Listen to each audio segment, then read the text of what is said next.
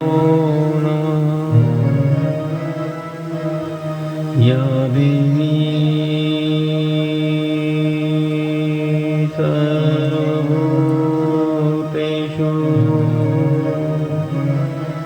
शान्तिरूपेण संस्थिता नमस्तस्यै नमस्तस्यै नमस्तस्यै नमो नमः। चिंता हरण मंगल करण गजानन महाराज के चरणों में वंदन को करते हुए, नमन को करते हुए थोड़ा सा इक्को बढ़ाइए। समस्त दृश्य दृश्य शक्तियों को प्रणाम करते हुए, स्थापित मंडप देवता, ग्राम के देवी देवता, खेड़ापति हनुमान जी महाराज के चरणों में वंदन को करते हुए, नमन को करते हुए, व्यासपीठ पर विराजमान श्रीमद् भागवत कथा जो स्वयं भगवान कृष्ण का स्वरूप है, माँ भगवती के चरणों में वंदन को करते हुए, नमन को करते हुए, स्थापित मंडप देवता, समस्त विद्वज्जन, ब्रह्म मंडली, हमारे परम पूज्य गुरुदेव, संगीत वादक कलाकार, ज्ञान वैराग्य समान भगवान के भक्तजन, भक्ति समान माता बहने को श्री मद भागवत ज्ञान गंगा यज्ञ में हम प्रवेश करें, सप्ताह यज्ञ में प्रवेश करें। इससे पहले आप सबको आज का जय श्री कृष्णा, राधे राधे। कथा प्रारंभ करें इससे पहले ये मन बड़ा चंचल है, ये मन बड़ा चंचल है। जब तक ये मन जो है एक चित न हो जाए,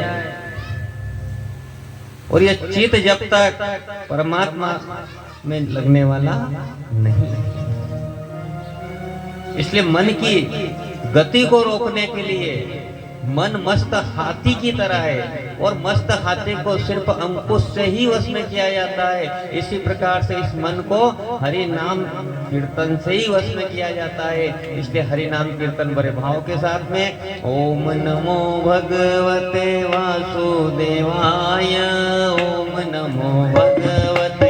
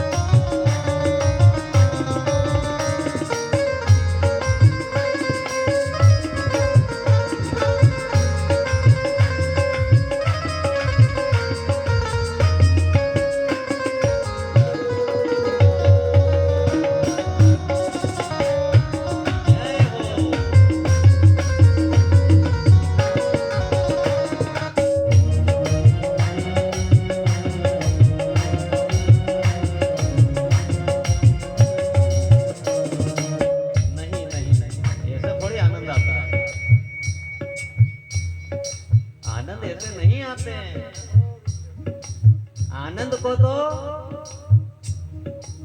लेने का तरीका याद होना चाहिए, आनंद को खोजने का तरीका याद होना चाहिए। आनंद हमारे अंदर ही बैठा है, उसको बाहर निकालने का तरीका याद होना चाहिए। कुछ तो ऐसे बैठे हुए हैं जैसे कहीं से पकड़ के लाए, कथा में बैठे हैं, सत्संग में बैठे हैं, सत्संग रूपी भट्टी पे बैठे हुए हैं। जिस प्रकार से शकर को भट्टी पे चढ़ाया जाता है तब जाकर के न शकर से मेल निकलता है, वरना दिखने में तो शकर सफेद जग दिखती है, मगर जैसे ही भट्टी पे चढ़ी मेल निकलना प्रारंभ होता है। जिसके भजन में ताली नहीं बजे, जिससे जीव्या पे हरि नाम की चर्चा ना हो और ओम नमो भगवते वासुदेवाय का उच्चारण ना हो, तो समझ लेना अभी मेल है अंदर, वो बाहर नहीं आ रहा है। और जिसका मेल बाहर आने लगता है अपने आप ताली बजने लगती है कि भाग रहा है। जैसे घर में सांप आए, घर में सांप आए, सांप आया, अरे सांप सांप सांप, क्या करें? ताली बजाओ,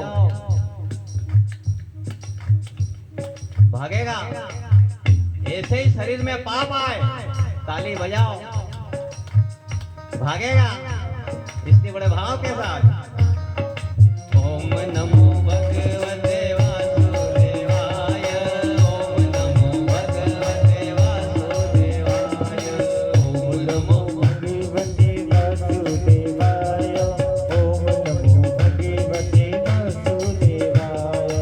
ओम नमो भगवते वासुदेवाय, ओम नमो भगवते वासुदेवाय, ओम नमो भगवते वासुदेवाय, ओम नमो भगवते वासुदेवाय, ओम नमो भगवते वासुदेवाय, ओम नमो भगवते बोलिए बड़े भाव के साथ।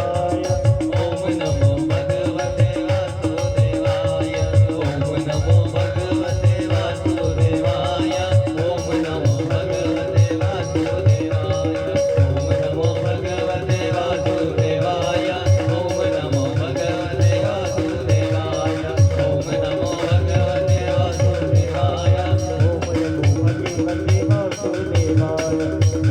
वासुदेवाय, ओम नमो भगवते वासुदेवाय, ओम नमो भगवते वासुदेवाय, ओम नमो भगवते वासुदेवाय, ओम नमो भगवते वासुदेवाय, ओम नमो भगवते वासुदेवाय, ओम नमो भगवते वासुदेवाय।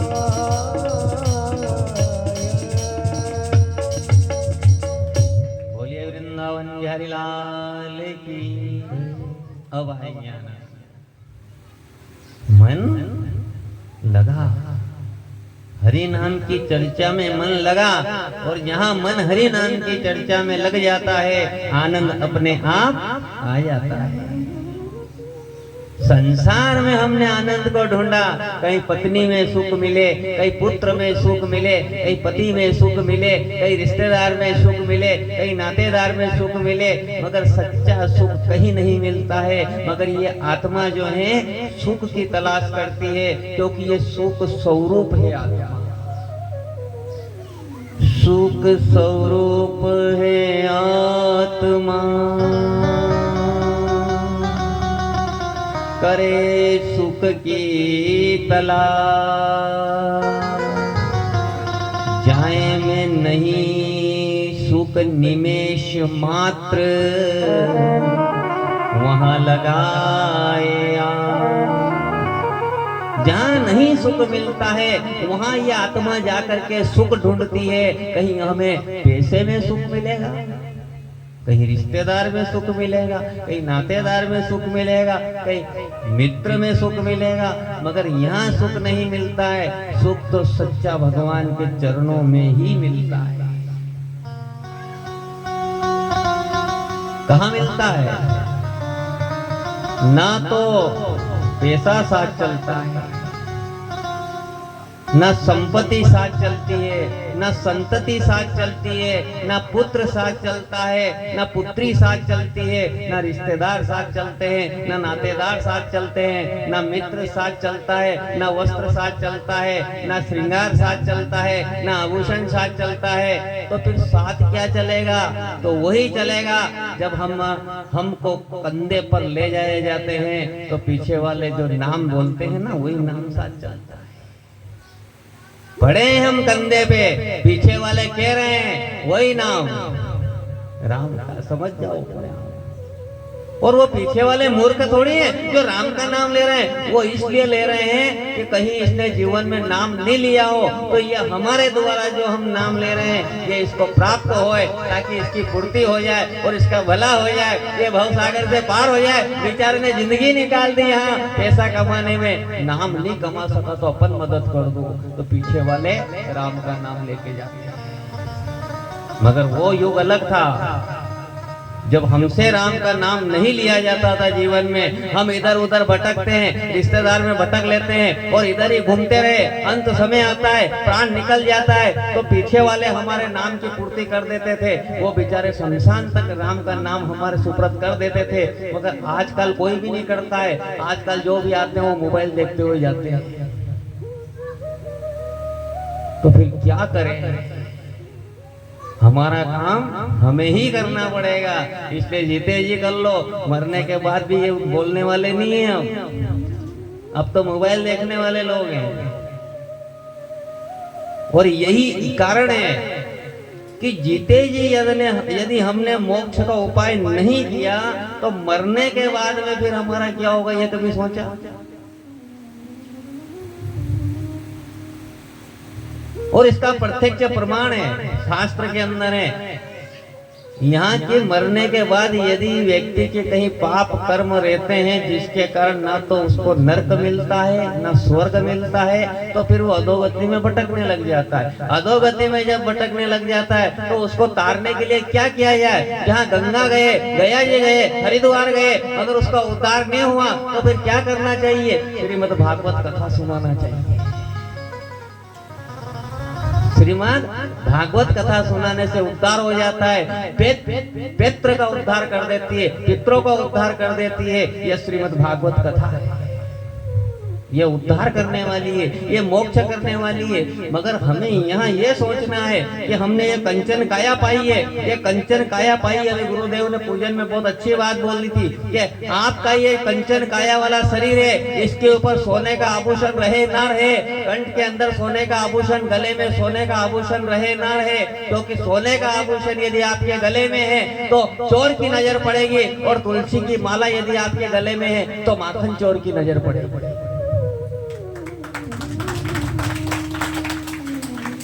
सोने का हार पहन करके ने क्यों चोरों की नजर पटको? माखन चोर की नजर अपने ऊपर रहना चाहिए। वो माला पहनो। संसार के माल पहनेंगे तो लोग लूट लेंगे, और उस द्वारिकाधीश की माया की बनाई हुई माला पहनेंगे तो मायाधीश मिल जाएगा। और ये सब जीते जी होता है। मरने के बाद तो फिर है ना, पित्र बन जाता है व्यक्ति अपने पाप के कारण, और फिर उसको बांसुड़े में बैठे ने भागवत सुनानी पड़े। वो बांस में बैठे ने फिर भागवत सुने, तो उससे ये हमको एक शिक्षा लेना चाहिए कि हम बांस में बैठ करके भागवत जी सुने। इससे बढ़िया है कि पंडाल में बैठ के सुन ले। जरा सोचो क्या करना चाहिए। पंडाल में बैठ के सुन लेना चाहिए, वरना बांस में अभी जैसे अपने सब पितरों को बुलाया ना, बांस में बिठाया कि है बाप जी आप अधोगति में भटकी गया, अब भटकना बंद करो, क्यों ना लोगों ने दुख दो, आप तो यहाँ बैठो नहीं बांस में ने कथा सुनो। तो बांस में बैठी ने सुनो, अंते बढ़िया है पंडाल में सुन लो। नहीं इससे बढ़िया पंडाल में सुनो, ताकि बांस में बैठने का मौका ही नहीं मिले। जीते जी जो पाप कर्म हुआ वो धुल जाए। और इसीलिए कथाएं होती है, कथाएं इसीलिए होती है। और सत्संग का यही महत्व है क्योंकि यहाँ सत्संग के लिए हम उपस्थित हुए हैं। काय के लिए हुए हैं? सत्संग के लिए। ये श्रीमद् भागवत ज्ञान गंगा यज्ञ 7 दिन तक बहेगी, और 7 दिन में हमको जितना हो सके उतना सत्संग करना है, कहीं छूट ना जाए। भगवान से यही प्रार्थना करना, हे प्रभु ये 7 दिन की जो गंगा है ये छूट ना जाए हमसे। ये छूट ना जाए। कितने दिन की गंगा है ये? 7 दिन की। 7 दिन के बाद ये घाट बदल लेती है। इससे पहले ये नांदेड़ बह रही थी। 13 तारीख तक 7 दिन तक ये नांदेड़ में बही, इससे पहले पेटलावद में बही, और अब जो है डायरेक्ट आपके छायन गांव में आकर के बह रही है। ये अपने आप चुनती है, ये गंगा अपने आप चुनती है कि अब अपने किसके घर जाना है। अपनी मर्जी से कुछ नहीं होता है, परमात्मा की मर्जी से होता है। ये 7 दिन की गंगा आई, तुम तो नालो रे। 7 दिन की गंगा आई, तुम तो नालो रे। 7 दिन की गंगा आई, तुम तो नालो रे। तुम तो नालो रे, गोता ठालो रे। तुम तो नालो रे, तुम तो नालो रे, गोता ठालो रे। तुम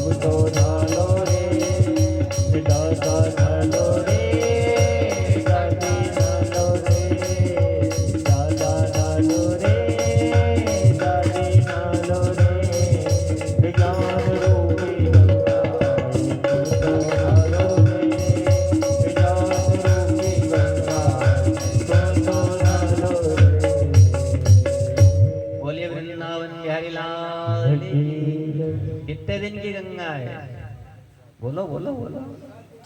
7 दिन की। 7 दिन के बाद ये घाट बदल देगी।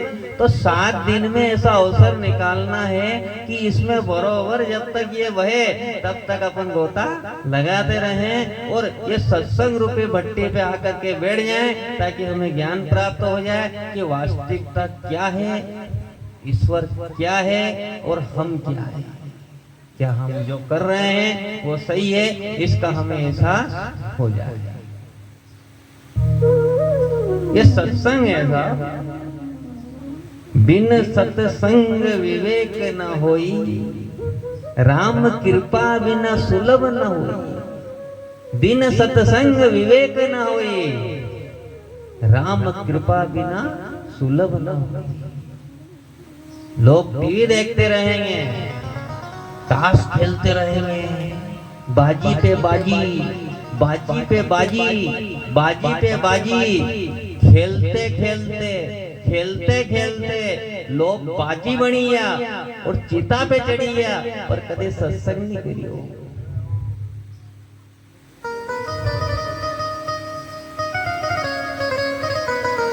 टीवी देखते रहेंगे, मोबाइल देखते रहेंगे, ताश खेलते रहेंगे, मगर कभी सत्संग नहीं करेंगे। और सत्संग की महिमा जिसने समझ ली ना, वो भवसागर से पार हो गया है। सत्संग की ये महिमा है और यह वह गंगा है, श्रीमद् भागवत ज्ञान गंगा है। यह वह गंगा है जो मनुष्य के पाप को काटती है, मनुष्य का मन निर्मल करती है,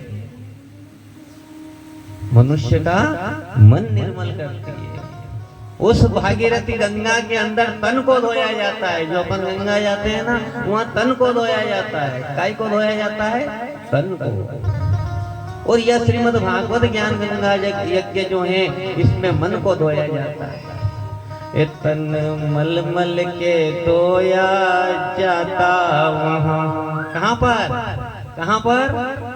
गंगा के घाट पे।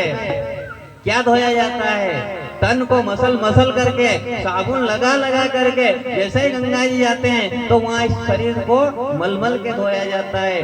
तन मलमल के धोया जाता वहाँ, यहाँ निर्मल मन हो जाता है।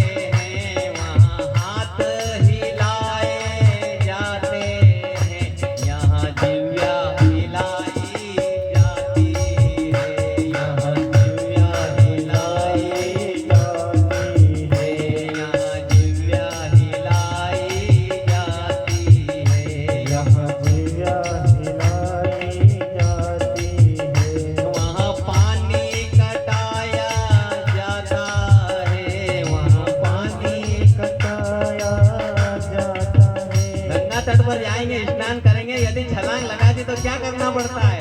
पानी काटा जाता है, तब जाके तैरेंगे। यही होता है ना गंगा तट पे। वहाँ पानी कटाया जाता है, यहाँ पाप कटाए जाते हैं। यहाँ पाप कटाए जाते हैं, यहाँ पाप कटाए जाते हैं, यहाँ पाप कटाए जाते हैं। क्या होता है यहाँ पर? उस भागीरथी गंगा और श्रीमद् भागवत ज्ञान गंगा में यही फर्क है कि वहाँ तन को मल के धोया जाता है और यहाँ अपने मन को निर्मल किया जाता है। वहाँ पर जो है पानी काटा जाता है तैरने के लिए, और यहाँ जो है पाप काटा जाता है, और वहाँ हाथ हिलाए जाते हैं और यहाँ पर जिविया हिलाई जाती है। जो सत्संग में बैठ के जिविया हिला दी, हरि नाम कीर्तन कर लिया, उसको भगवान मिल जाते हैं। इसीलिए सत्संग करना चाहिए, क्योंकि बिन सत्संग विवेक ना होई, राम कृपा बिना सुलभ न। और सत्संग के लिए हमने यदि 3 घंटा हमारे गांव के अंदर श्रीमद् भागवत ज्ञान गंगा आई है, बड़े सौभाग्य से आई है। उस राजा परीक्षित को देख लो, जिसने राज को त्याग करके न गंगा तट पर चला गया था, और हम 3 घंटे के लिए घर बार काम छोड़ के पांडाल में ना आए, तो समझ लेना कि अंत समय में जीव कैसे निकलेगा।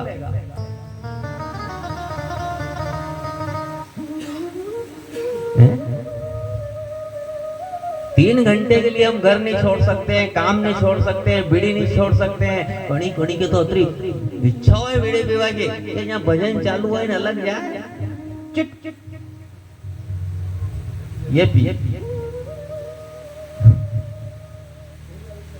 फिर पी लो नहीं ना, फिर बैठ जाओ।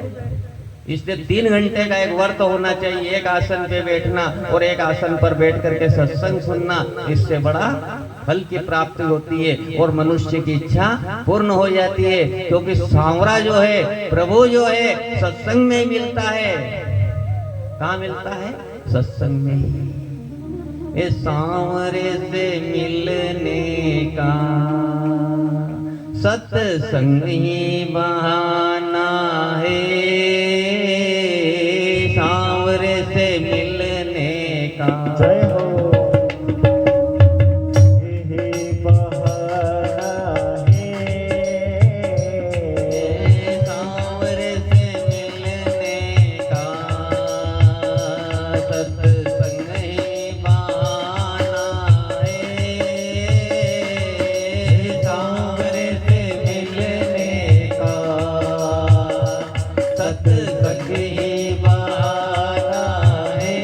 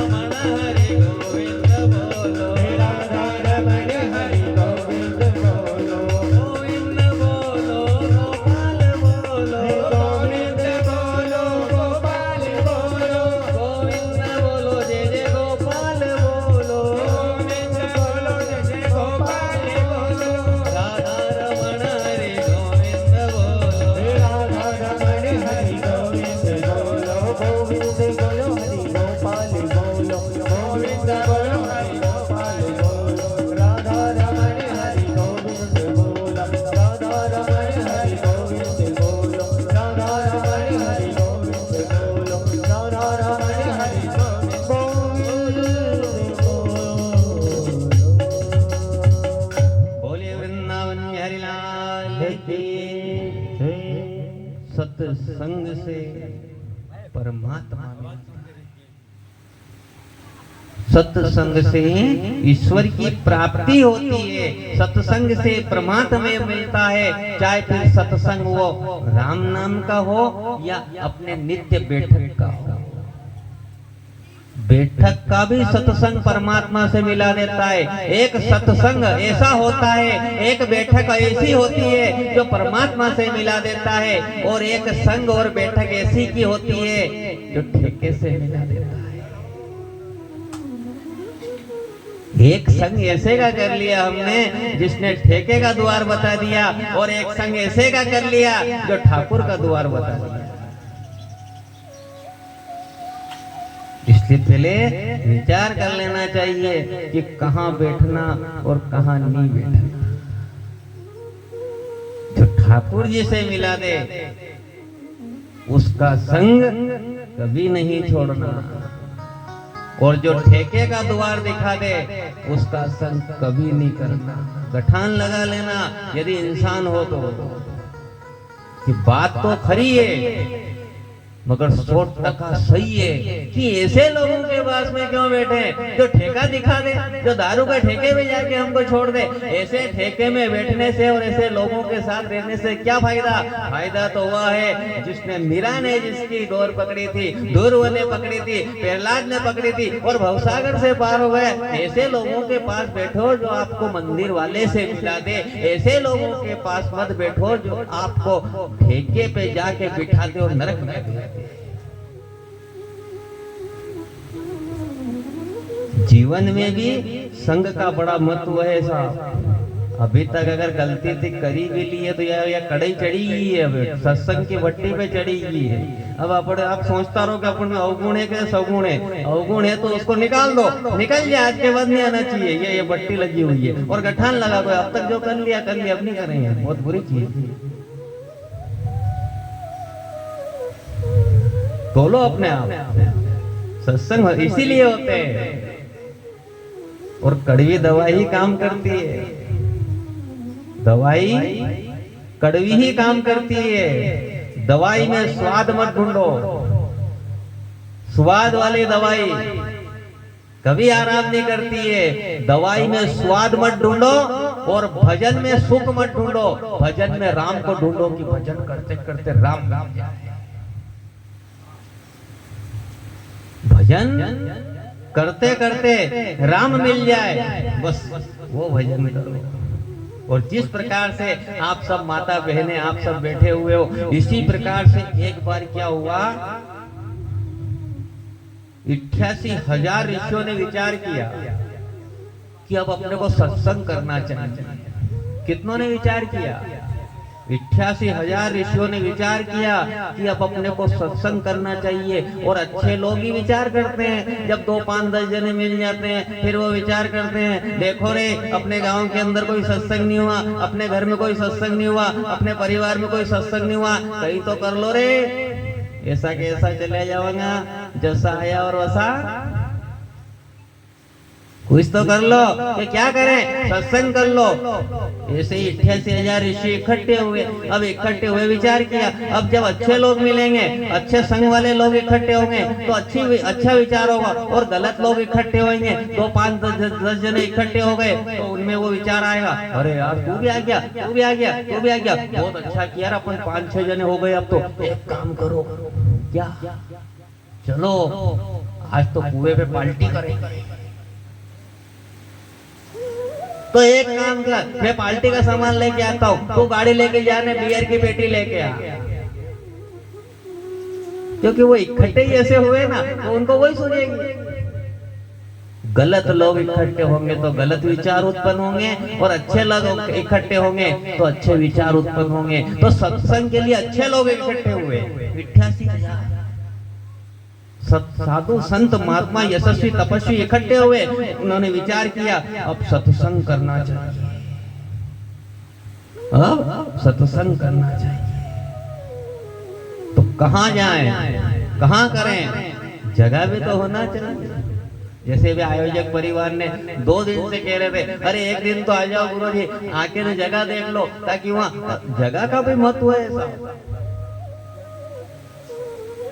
जगह का भी महत्व है कि कहाँ करें। ऐसे 88,000 इकट्ठे तो हो गए, उनने विचार किया कि सत्संग करे तो कहाँ करें। उनके समझ में नहीं आई, वो डायरेक्ट ब्रह्मा जी के पास में गए और ब्रह्मा जी से जाकर के कहने लगे, हे ब्रह्मा जी, हमें सत्संग के लिए कोई जगह बताइए, हम जन कल्याण के लिए, किनके लिए, जन कल्याण के लिए सत्संग करना चाहते हैं। अच्छी बात है, करना चाहते हो, मगर जगह चाहिए, कहाँ करना चाहिए। ब्रह्मा जी ने एक मनोरथ चक्र छोड़ा। कौन सा छोड़ा? मनोरथ। और कहा कि आप है ना, इस मनोरथ चक्र के पीछे पीछे चले जाना, जहाँ इसकी नेमी शांत हो जाए या गिर जाए, वहीं बैठकर सत्संग करने लग जाना। अब मनोरथ चक्र के पीछे पीछे 88,000 ऋषि गए और उत्तर प्रदेश में जाकर के जो है, उत्तर प्रदेश में शाहजहांपुर जिला, वहां जाकर के वो गिरा, जिसका नाम पड़ गया नैमिषारण्य नए तीर्थ। अब मनोरथ किसको बोलते हैं भाई? अपने पास कोई आया तो थारा मन की बात बोल यार, तो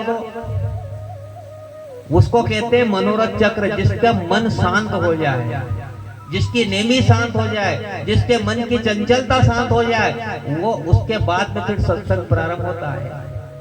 अब टेंट में आई ने बैठी या घर भी छोड़ी ने बैठी या टेंट में आई या कथा भी सुनवा लगी या ने फिर विचार आयो और सत्संग में आई ने बैठी या, पर मन में फिर विचार आइयो कि गाय तो जो है कुआं पे बंदी, पानी कौन पाएगा। माता बहना के विचार आइयो, और मैं सत्संग में आएगी नहीं, बाजार गया आएगा तो ताड़ो लगियो, देखेगा तो भूखा मरेगा, वही मन चली। छोरो स्कूल गयो तो अने हिसाब से जब तक जो है ये मन की गति शांत नहीं होती है, ये मन की गति काम क्रोध मोह लोभ में जब तक फंसी रहेगी, जब तक इस माया जाल में फंसा रहेगा ये मन, तब तक भजन में आनंद नहीं आता है। इसलिए जितनी देर भी बने, एक घड़ी आधी घड़ी, क्या कहा है? एक घड़ी आधी घड़ी, आदि में पुनिया,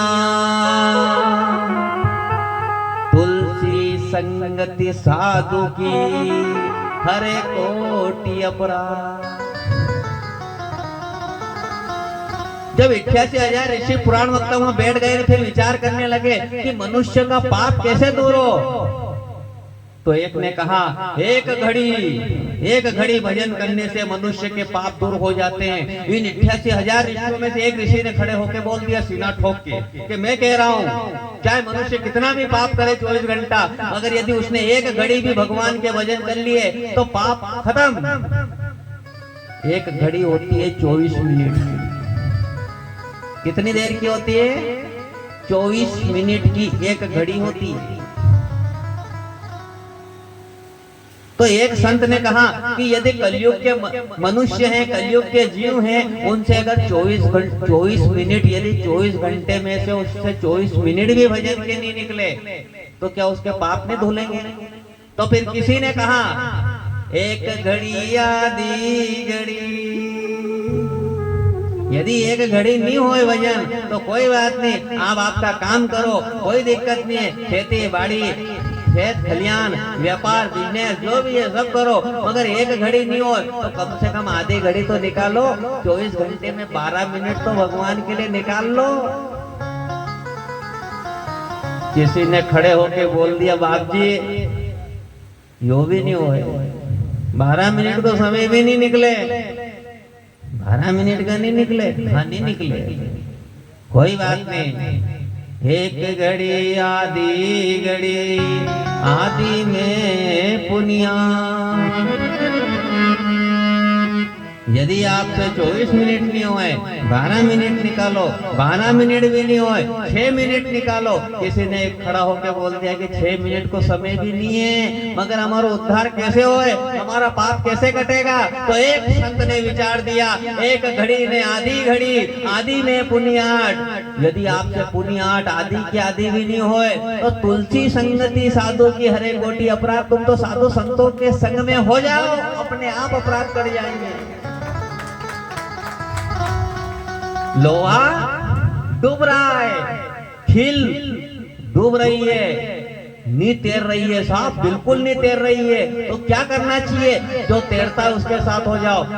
वही विचार कर लिया खिल ने कि अब मैं तो डूबूंगा, मैंने बहुत पाप किया, इसलिए मैं भारी हो गई हूँ, मेरा होगा क्या, मैं डूबने वाली हूँ। तो किसी ने कहा, हे खिल, तुझे हम नहीं डूबने देंगे। क्यों? क्योंकि तेरा संग करवा देंगे। किससे? जो तीर रहा है। कौन तीर रहा है? एक लकड़ी का टुकड़ा तीर रहा था, उसमें खिल लगाई, ठोकी। सदगुरु ने जैसे ही लकड़ी के टुकड़े में खिल ठोक दी और फेंक दिया पानी में, वो खिल तैरने लग गई। ऐसे ही हम तो डूबने वाले हैं, हमारे में कुछ नहीं है ज्ञान, ना हमारे में राम का नाम लेना याद है, ना कोई भजन याद है, ना कोई कीर्तन याद है। हम तो ऐसे ही डूबने वाले हैं, क्योंकि हमने पाप तो उसी दिन कर दिया जिस दिन माँ की कोख में आ गए थे। हमने पाप तो उसी दिन कर दिया जिस दिन माँ की कोख में आए और 9 माह तक माँ को कष्ट दिया। उस पाप को धोने के लिए क्या करना चाहिए? भजन भी नहीं होए, हवन भी नहीं होए, यज्ञ भी नहीं होए, नहीं होए तो नहीं होए, जहाँ हो ही गया वहां चले जाओ। साधु संत कर रहे हैं, उनके साथ चले जाओ, उनके साथ में जाकर के सत्संग कर लो, भव सागर से पार हो जाएंगे और डूबती हुई खिल तैरने लगेगी। आ रही कथा समझ में? आ रही है। 88,000 ऋषि पुराण वक्ता इकट्ठे होकर के इस प्रकार की बात कर रहे हैं। जब ये बात कर रहे थे, उसी समय में वहां पर जो है 4 वेद 6 शास्त्र 18 ज्ञाता 18 पुराण के ज्ञाता श्री सूत जी महाराज का आगमन होता है। सारे साधु संत खड़े होते हैं, खड़े होकर के जो सूत जी महाराज का स्वागत करते हैं। सुस्वागतम गुरुदेव, शरणागतम गुरुदेव,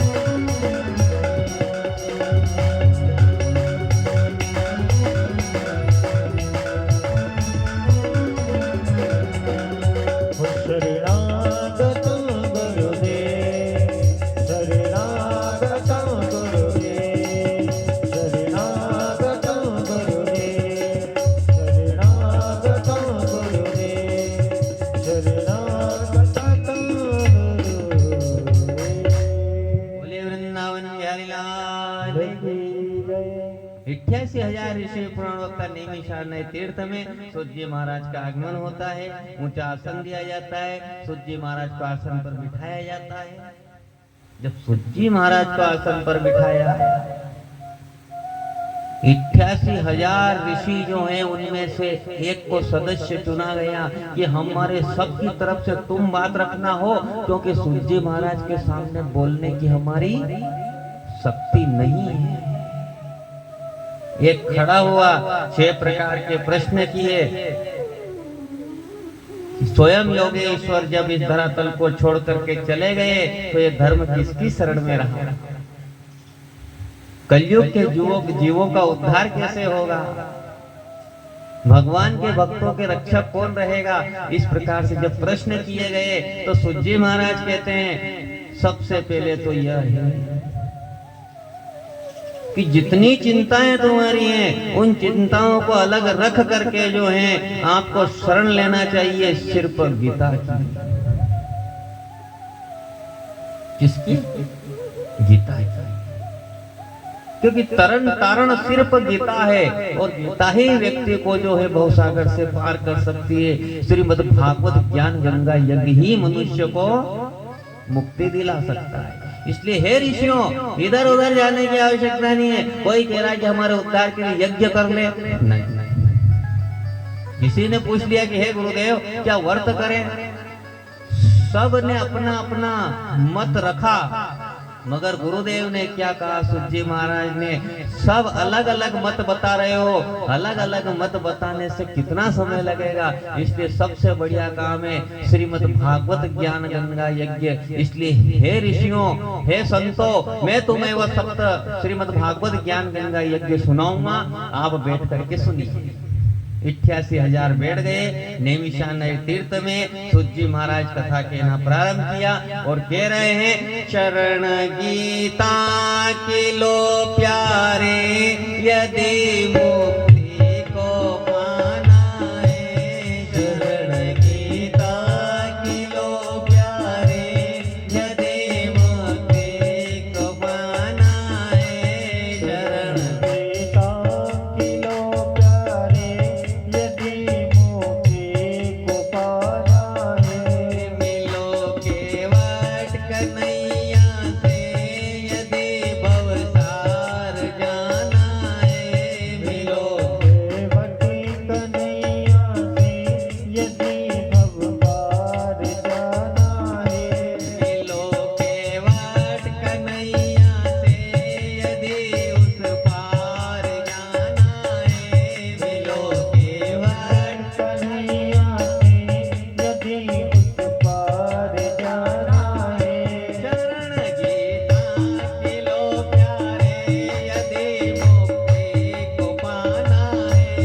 शरण गीता के लो प्यारे, यदि मोक्ष को पाना है।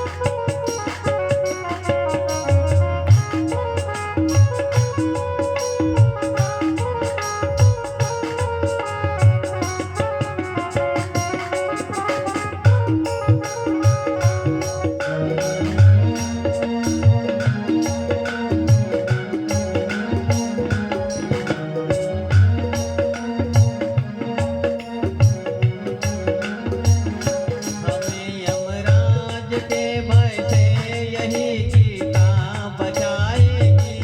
हमें यमराज के भय से बड़े बात यही गीता बचाएगी। हमें यमराज के भय से यही गीता बचाएगी। हमें यमराज के भय से यही गीता बचाएगी। कुटुंब परिवार सुख धारा नहीं तेरे काम आएगा। कुटुंब परिवार सुखधारा नहीं तेरे काम आएगा।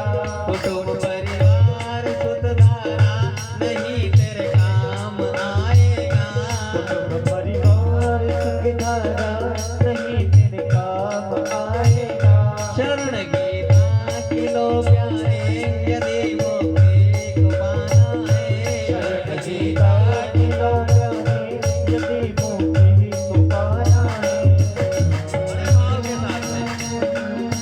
पार्वती के चरणों में आते हुए मन रूपी पुष्प को भगवान को अर्पण करते हुए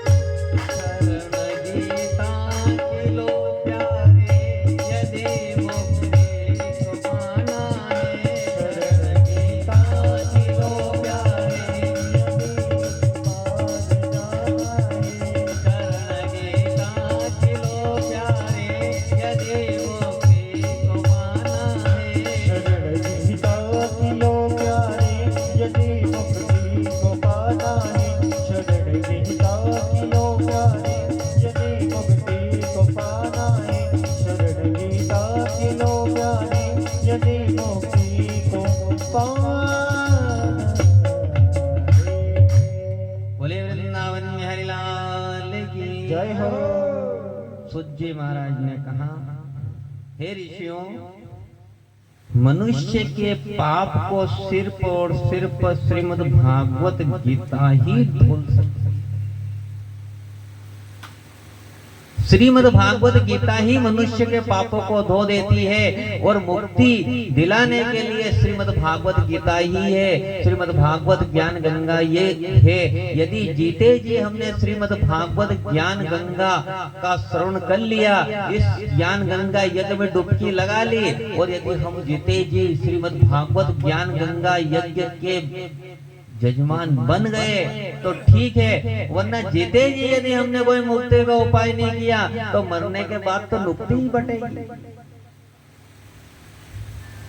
मरने के बाद तो नुक्ति ही बंटना है, और नुक्ति बांटने से हमारी मुक्ति होने वाली नहीं है। हमारी मुक्ति तो भजन से हो। इसलिए जीते जी मनुष्य को भजन कर लेना चाहिए। सूत जी महाराज ज्ञान वैराग्य और भक्ति का प्रसंग सुनाते हैं और कहते हैं कि एक समय देव ऋषि नारद जी अनेक लोगों में घूमते हुए वृंदावन में आए, और वृंदावन में यमुना तट नदी के तट पर क्या देखा उनने कि एक वृद्ध अवस्था में जो है, दो वृद्ध अवस्था में, अचेत अवस्था में जो है बुजुर्ग पड़े हुए। उनके बीच में कहीं जो है औरतें उन हवा कर रही है, और एक जवान अवस्था में जो है रो रही है, स्वयं मां रो रही है।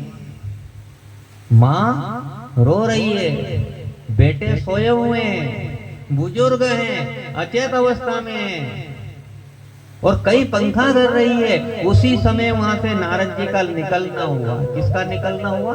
नारद जी का। नारद जी को देख करके भक्ति देवी कहती है, वो साधु नाम हो। हे महात्मा, आप रुकिए, आप ठहरिए, क्योंकि आपसे मुझे लगन लगी हुई है, क्योंकि आपको देख करके ऐसा लगता है कि मेरी चिंता को आप मिटा सकते हो। मेरी चिंता को आप मिटा सकते हो। नारद जी ने पलट करके पीछे देखा तो क्या देखा कि एक तरुण अवस्था में, जवान अवस्था में अश्रुधारा बह रही है, और वो रो रही है, बिलक बिलक करके रो रही है। और पास में जो है अचेत अवस्था में दो वृद्ध पड़े हुए हैं, कई माताएं बहनें पंखा हिला रही है। नारद जी पास में गए और जाकर के कहने लगे, हे देवी, तुम कौन हो? नारद जी की बात को सुन करके कहने लगी, मेरा नाम भक्ति है, मैं भक्ति हूँ, और ये मेरे बेटे हैं। एक का नाम ज्ञान है और एक का नाम वैराग्य है। और ये जितनी आशा, ये पंखा हिला रही है, ये सब नदियां हैं, गंगा यमुना सरस्वती, ये मेरे बेटे को पंखा हिला रही है। नारद जी विचार करने लग गए, ये पहली बार देखा है कि जिनके माँ बूढ़ी हो गई, जिनकी माँ जवान है और बेटे बूढ़े हो गए हैं, ये पहली बार देखा है। माता को बूढ़े होते देखा है, मगर माता के सामने माता जवान और बेटे बूढ़े हो गए, ये पहली बार देखा है। इसका मतलब ध्यान से सुनना, भक्ति सब करना चाहते हैं, ऐसा कोई व्यक्ति नहीं है जो भक्ति नहीं करना चाहता। सब चाहते हैं भक्ति करना, मंदिर जाना, व्रत करना, तप करना, होम करना, जप करना, हर व्यक्ति चाहता है।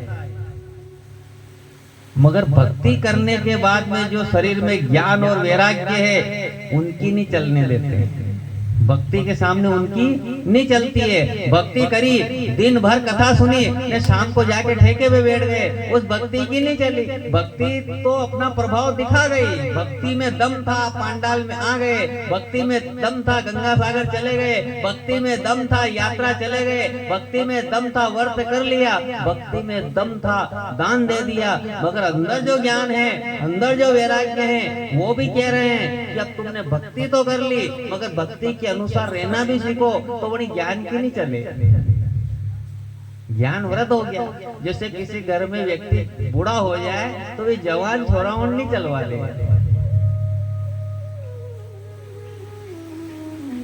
चलवा दे, नहीं चलने देते हैं। 60 वल्लभ चले, 60 हो जाए ना फिर वल्लभ चले। अब जबरन उन्हें होल्डर में कुशड़ो को होल्डर भी 60 करना, क्योंकि 60 हो गया वो तो उसकी नहीं चलेगी। ऐसे ज्ञान वैराग्य की नहीं चल रही है इस मन के सामने। हर व्यक्ति जानता है चोरी करना, बोलो बोलो, चोरी करना पाप है। हर व्यक्ति जानता है शराब पीना पाप है। हर व्यक्ति जानता है जीव हत्या करना पाप है। सब जानते हैं, सबके अंदर है ये चीज, और जानते हुए भी कर लेना, यानी उसकी नहीं चल रही। पिता ने मना कर दिया कि देख रहे पढ़ ले, क्योंकि आने वाले समय में पढ़ाई काम देगी। छोरे ने नहीं मानी, अब पिताजी कह रहे हैं पढ़ ले, मगर नहीं चलने दे रहे। ऐसे ही ये मन नहीं चलने दे रहा है। ये मन ज्ञान और वैराग्य की नहीं चलने दे रहे हैं, इसीलिए बूढ़े हो गए। तो इनका उद्धार कैसे हो, इनकी चले कैसे? नारद जी ने कहा, देवी मैं अभी गीता के पाठ सुना देता हूँ। गीता के पाठ सुनाए, ओम नमो भगवते वासुदेवाय मंत्र का उच्चारण किया, जिसके प्रभाव से थोड़ी चेतना तो आई, मगर फिर बेहोश हो गए। नारद जी से भक्ति कहती है, तुम तसल्ली न दो, सिर पर बैठे रहो। तुम तसल्ली न दो, सिर पर बैठे रहो, रंग महफिल का सारा बदल जाएगा। क्या कहा भक्ति ने कि तुम तसल्ली दे रहे हो कि तुम्हारे ज्ञान वैराग्य जवान हो जाएंगे।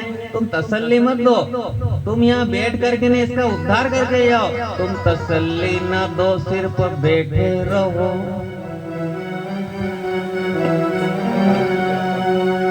तुम तसल्ली न दो, सिर पर बैठे रहो, रंग महफिल का सारा बदल जाएगा। दुख से तपता हुआ और सताया हुआ मेरा गिरता हुआ दिल संभल जाएगा। ज्ञान वैराग्य आए मेरे होश में, मेरे बेटों का जीवन सुधर जाएगा।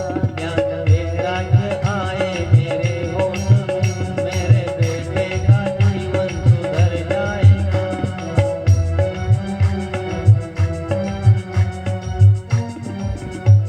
तुम तसल्ली मत दो, ऐसा कोई उपाय करो जिसके कारण मेरे ज्ञान वैराग्य होश में आए। नारद जी ने कहा, देवी इस समय तो मुझे कोई याद नहीं है, मैं अभी खोजबीन करके ने तुम्हारा दुख दूर करूंगा। ऐसा वचन दे करके नारद जी वहां से चले, बद्री का आश्रम की तरफ आए। सनत कुमार से भेंट हुई। सनत कुमार से कहने लगे कि मैंने है ना वृंदावन में एक अलग दृश्य देखा है, और ऐसा दृश्य देखा है वृंदावन में कि जहां पर माता जवान है और बेटे वृद्ध हो गए हैं। हे सनत कुमार जी, जिसके कारण मैं दुखी हो गया हूँ, उसका दुख कैसे दूर होगा? तो सनत कुमार ने कहा कि उनको भागवत कथा सुनाई है।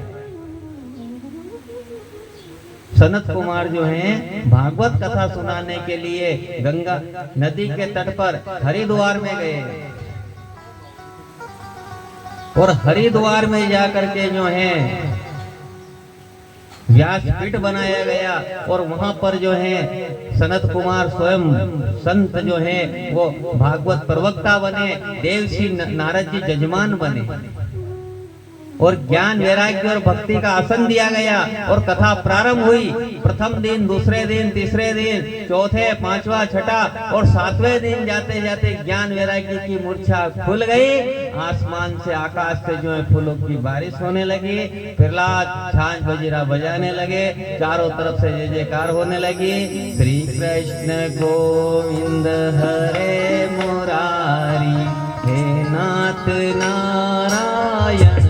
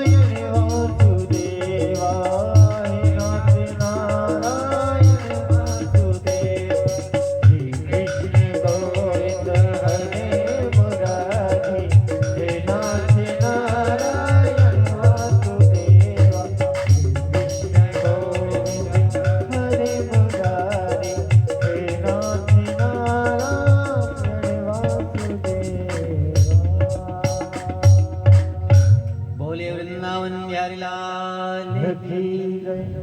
भक्ति का कष्ट दूर हुआ, ज्ञान वैराग्य होश में आए, देव ऋषि नारद जी जजमान बने, बड़े आनंद हुआ, चारों तरफ से जय जयकार होने लगी, भक्ति प्रसन्न हुई। और जहाँ पर श्रीमद् भागवत ज्ञान गंगा यज्ञ होता है वहां पर ज्ञान वैराग्य की चेतना खुलती है और वह जो है जवान हो जाते हैं, ज्ञान वैराग्य जवान हो जाते हैं। देव ऋषि नारद जी से सनत कुमार जी कहने लगे कि यह कथा इतना प्रभावशाली है कि इस कथा को सुनने से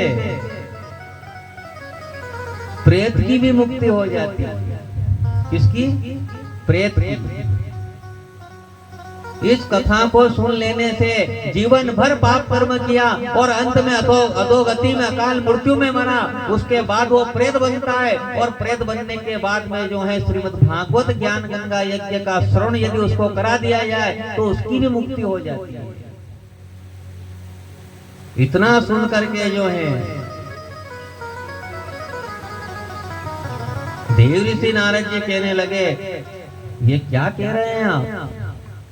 क्या प्रेत की भी मुक्ति करवा देती है? हाँ, जीवन भर जिसने पाप कर्म किया है, दूसरों को कष्ट पहुंचाया है, जीव हत्याएं करी है, वेश्यागमन किया है, शराब का और अयोग्य चीजों का भक्षण किया है, उन सब की मुक्ति होती है। हम नहीं मान सकते हैं तो आप सुनिएगा इसके विषय में। एक सुंदर नगर, दुर्भद्र नदी के तट पर एक सुंदर नगर है। उस नगर में एक आत्मदेव नाम के ब्राह्मण रहते हैं। किस नाम के? आत्मदेव नाम के ब्राह्मण रहते हैं। वह ब्राह्मण बड़े विद्वान हैं, 4 वेद 6 शास्त्र 18 पुराण के ज्ञाता हैं, बड़े विद्वान हैं। घर पर धन संपत्ति बहुत है, धन की कमी नहीं है, मगर उनकी पत्नी जो है जिनका नाम है धुंधली, धुंधली बड़ी दुष्ट पद्धति की है। सुबह यदि पति आत्मदेव बाहर जाए हवन करने के लिए और जैसे ही वो हवन करने जाए तो धुंधली का सबसे पहला काम होता था अपने घर का पूरा कचरा निकाल करके ने पड़ोसी के घर के सामने ले जा करके छोड़ देना, ताकि पड़ोसी लड़ाई करे। पड़ोसी के घर के सामने पानी छोड़ देना। सुबह से शाम तक अगर 2-5 बार सब पड़ोसी लड़ाई नहीं करे, झगड़ा नहीं करे तो उसे चैन नहीं आया। और शाम को जब पति आते थे तो सती साध्वी की तरह जो है पानी का गिलास लेकर के ने पति के सामने चली जाती थी और कहती थी, हे पतिदेव आप भोजन कर लो, आप पानी पी लीजिए, आप पानी पी लीजिएगा, पानी का सेवन कर लीजिएगा, हे पतिदेव आप पानी का सेवन करिए। दिन भर लड़ाई झगड़ा करना और शाम के समय में जो है जैसे ही पतिदेव आते हैं तो उनका बड़ा स्वागत होता है, बड़ा स्वागत होता है।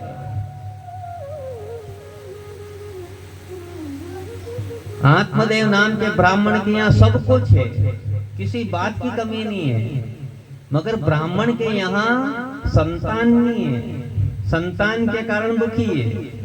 घर पे यदि तुलसी का बिरला लगाए तो तुलसी का बिरला भी नहीं चले, गाय रखे तो वो भी बांझ हो जाए, वो भी बांझ रह जाए, और घर पे कोई संतान नहीं है, इसके कारण वो बड़ा दुखी है। और संसार में अगर देखा जाए तो कहीं ना कहीं हर मनुष्य दुखी है,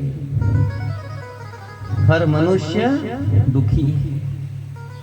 अब आत्मदेव ब्राह्मण जो है वो 4 वेद 6 शास्त्र 18 पुराण का ज्ञाता है, संपत्ति है, आव भाव है, इज्जत है, मान है, सम्मान है, मगर घर पर संतान नहीं है, संतान के कारण दुखी है। दीन कहे धनवान सुखी, दीन कहे धनवान सुखी, धनवान कहे सुख राजा पुभारी, दीन कहे धनवान सुखी, धनवान कहे राजा पुभारी, राजा कहे महाराजा सुखी, महाराजा इंद्र को भारी।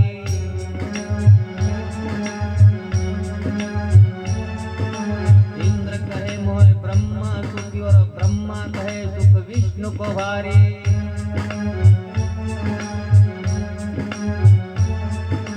तुलसीदास विचार करे हरि नाम बिना सब दुख विचार। हरि नाम बिना सब जीव दुखारी। हरि नाम बिना सब दुख।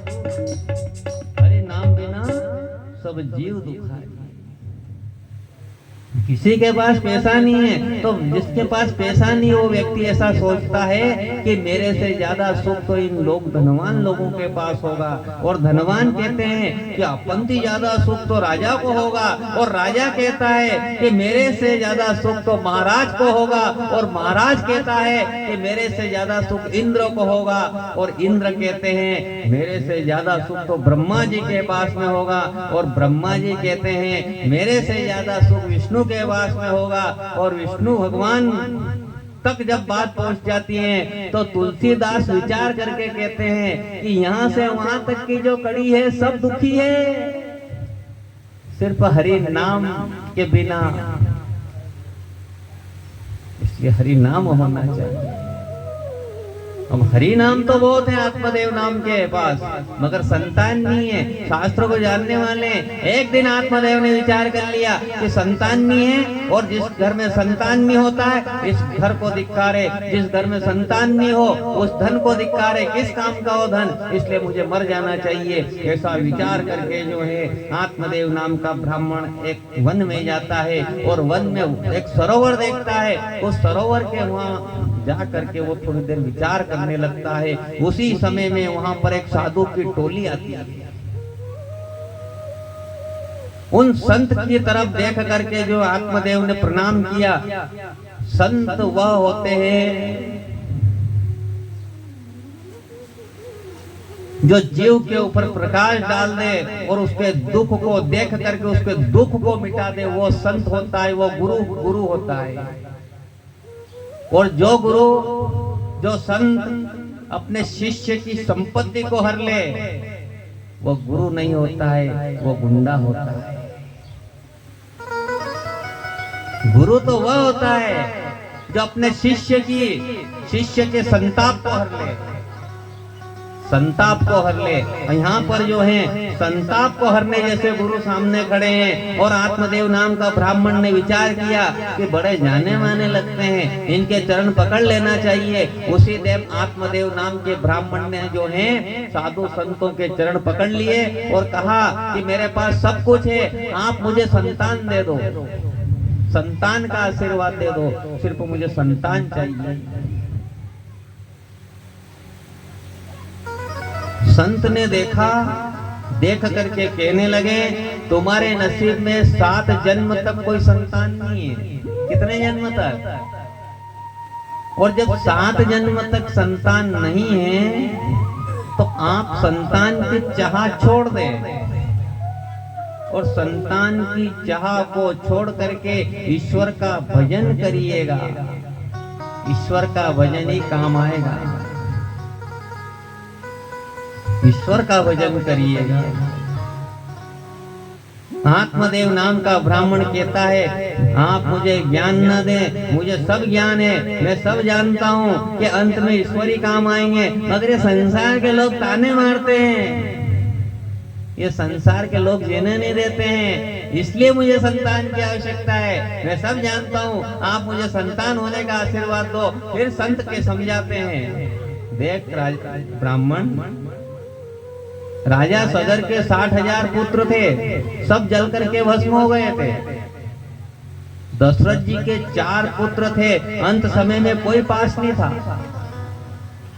राजा उग्रसेन के एक पुत्र कंस, उसने अपने पिता को महाकारागार में डाल दिया।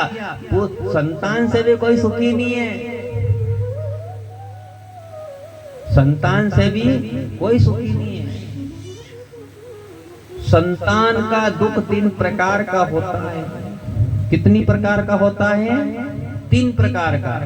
यदि संतान नहीं है तो मनुष्य दुखी, क्या करो, संतान नहीं है, संतान नहीं है, संतान नहीं है, वहाँ बाप जी करने जाए, वहाँ महाराज करने जाए, वहाँ से फल भरे, घूमता घूमता फिरे, कहीं करो, संतान नहीं है, संतान नहीं है। संतान नहीं हो तो दुखी, संतान हो जाए ने मर जाए तो दुखी। भगवान ने संतान दी थी पर क्या करे, मर गई। और यदि संतान हो जाए और यदि वो बड़ी होके मूर्ख निकल जाए तो दुखी। क्या करो, अंत्य तो नहीं रहतो तो हो रहतो, होता छे में मरी जातो तो को पाप करतो, यो धन नहीं देखनो पड़तो। आई समझ में?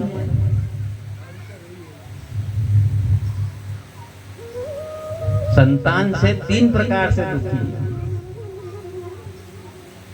तो आत्मदेव ने कहा कि मुझे कोई मतलब नहीं है, मुझे संतान चाहिए। तो संत महात्मा ठहरे, तपस्वी यशस्वी चाहे जो कर सकते हैं, उनने एक फल निकाला और फल निकाल करके दे दिया और कहा यदि तुम्हारी पत्नी इसका आचार विचार नियम संयम से रहेगी और यदि इस फल का पान करेगी तो तुम्हारे घर ब्राह्मण क्षतवंती संतान होगी।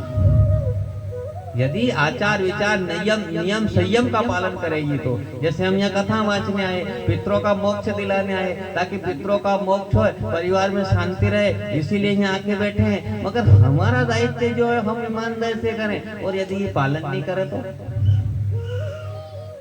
डॉक्टर देने वाले ने दवा दे दी कि लो साहब इसको लेना है, आपको ये पानी से लेना है, ये दूध से लेना है।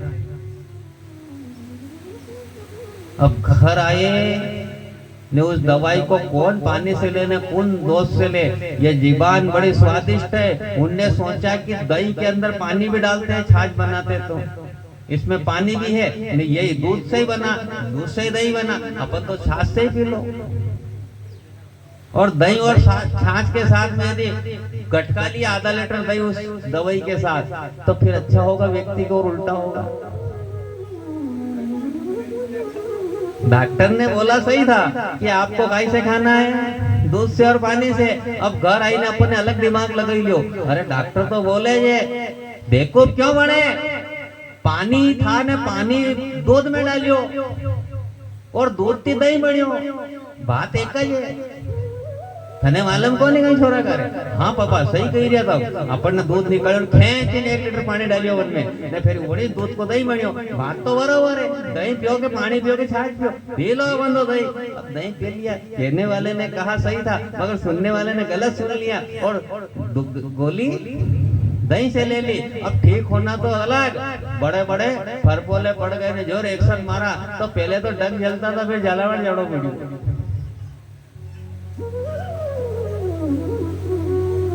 तो संत ने कहा कि सैंपल को ले जाओ, तुम्हारी पत्नी को खिलाना, और यदि वो सद्भाव से रहेगी तो तुम्हारे घर संतान होगी। वो आत्मदेव नाम का ब्राह्मण बड़ा प्रसन्न हुआ, प्रसन्न होकर के ने खुशी खुशी घर आया। घर आकर के ने अपनी पत्नी को फल दिया और कहा हे धुंधली इस फल को खा लेना, इस फल को खाने से तुम्हारे यहाँ संतान हो जाएगी।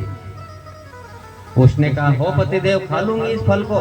पति हाथ में फल दे करके गए, इतने में उस फल को पलटा पलटा करके देखे।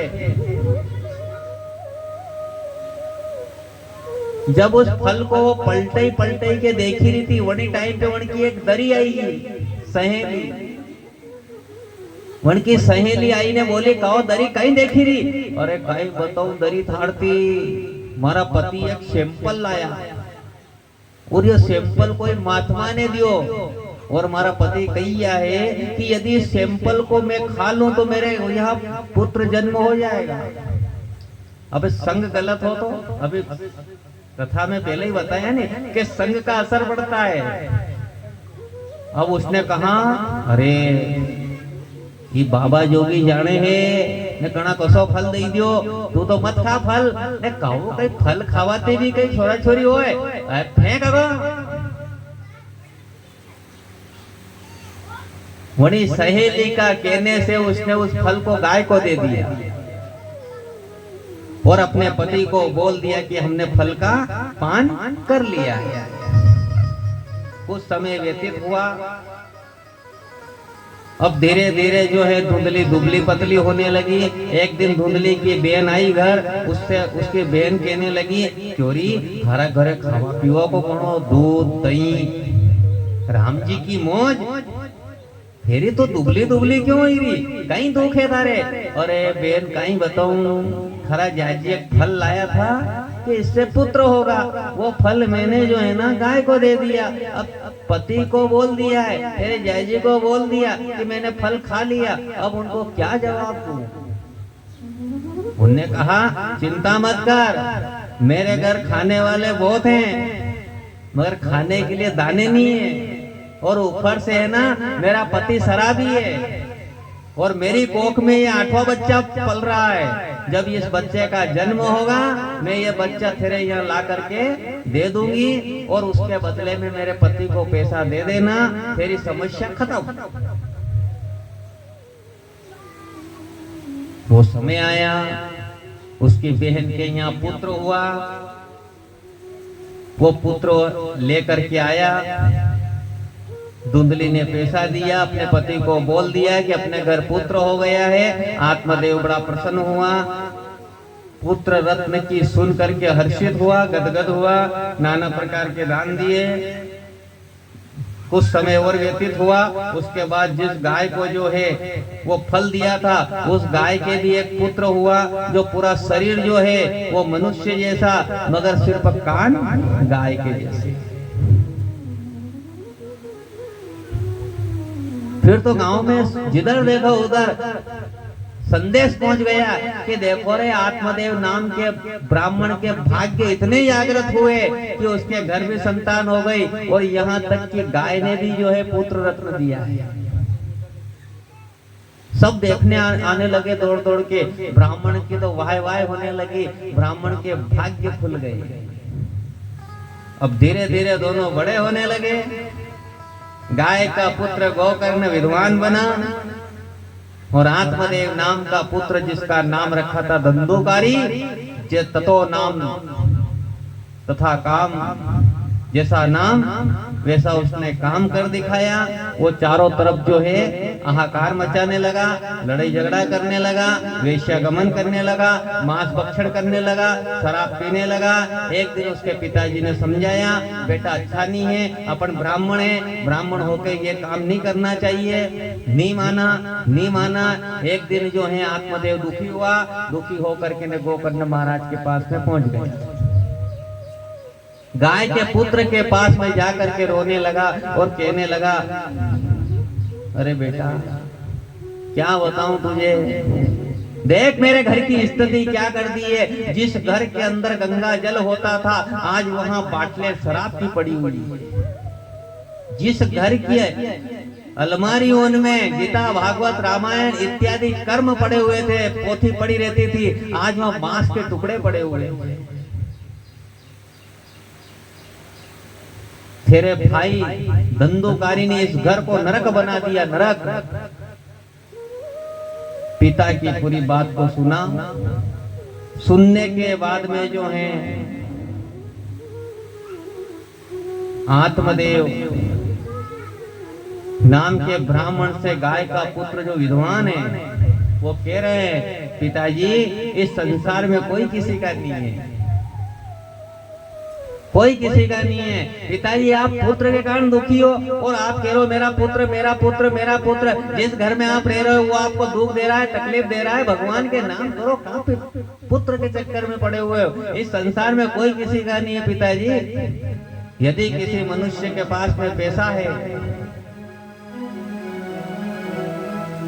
और यदि व्यक्ति के पास बहुत पैसा है तो ऐसा नहीं कि लोग अपने पास आ रहे हैं तो अपने लिए आ रहे हैं, नहीं। उस मनुष्य के पास पैसा है और पैसा है तो सब उससे दोस्ती कर रहे हैं। भाव से मिलने वाले लोग बहुत कम है साहब, प्रभाव से मिलने वाले लोग ज्यादा है इस दुनिया में। यदि किसी का प्रभाव होगा ना तो सब अपने पास आ जाएंगे। भाव से तो कोई कोई आता है, प्रभाव से बहुत अधिक मिलने आते हैं। प्रभाव से बहुत अधिक मिलने आते हैं। जिसका समय अच्छा होता है सब साथ में हो जाते हैं, और जहाँ समय बुरा होता है सब पीछे हट जाते हैं। समय अच्छा है, सब साथ में है।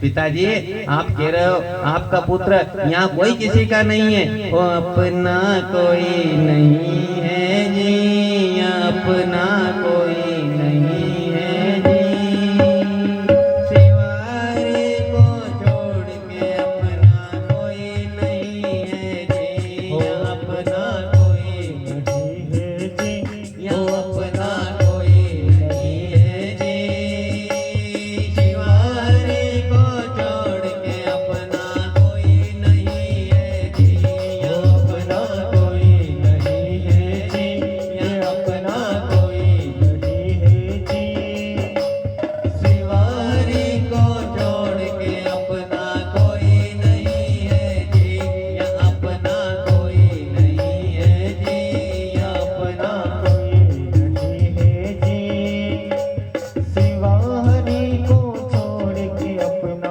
कोई नहीं है जी।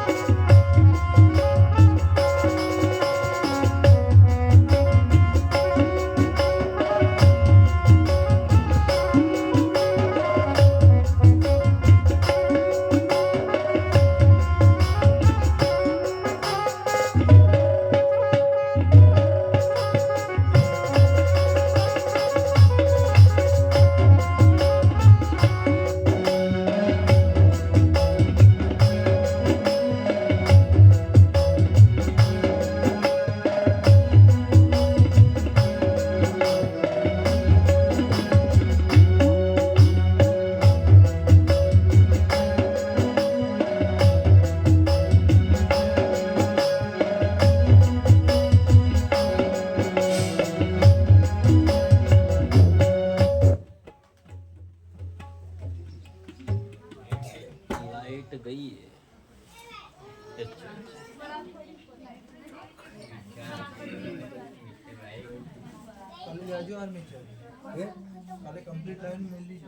कहीं अभी नहीं है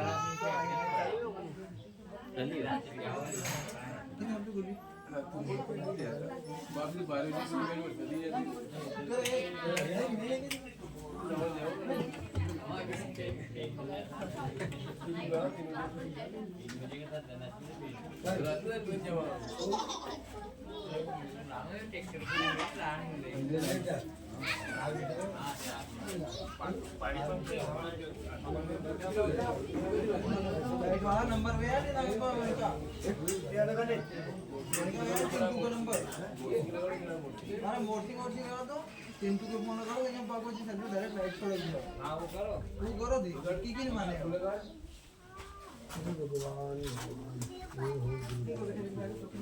भगवान